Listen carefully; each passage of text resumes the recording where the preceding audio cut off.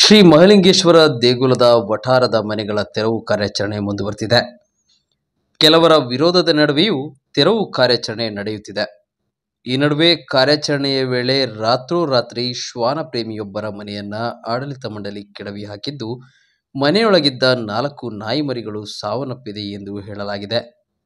ಆಡಳಿತ ಮಂಡಳಿ ವಿರುದ್ಧ ಸಾರ್ವಜನಿಕರು ಆಕ್ರೋಶ ವ್ಯಕ್ತಪಡಿಸಿದ್ದಾರೆ.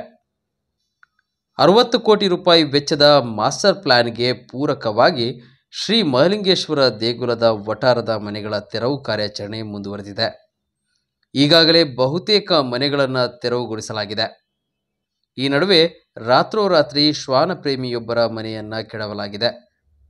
ರಾಜೇಶ್ ಬನ್ನೂರು ಎಂಬುವರಿಗೆ ಸೇರಿದ ಮನೆ ಇದಾಗಿದ್ದು, ಇವರ ಮನೆಯ ಆವರಣದಲ್ಲಿದ್ದ ನಾಯಿ ಮರಿಗಳನ್ನು ಸಂರಕ್ಷಿಸದೆ ಮನೆ ಕೆಡವಲಾಗಿದೆ.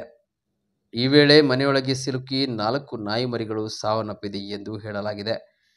ಯಾವುದೇ ನೋಟಿಸ್ ನೀಡದೆ ಏಕಾಏಕಿ ತೆರವು ಕಾರ್ಯಾಚರಣೆ ವಿರುದ್ಧ ಸಾರ್ವಜನಿಕರು ಆಕ್ರೋಶ ವ್ಯಕ್ತಪಡಿಸಿದ್ದಾರೆ.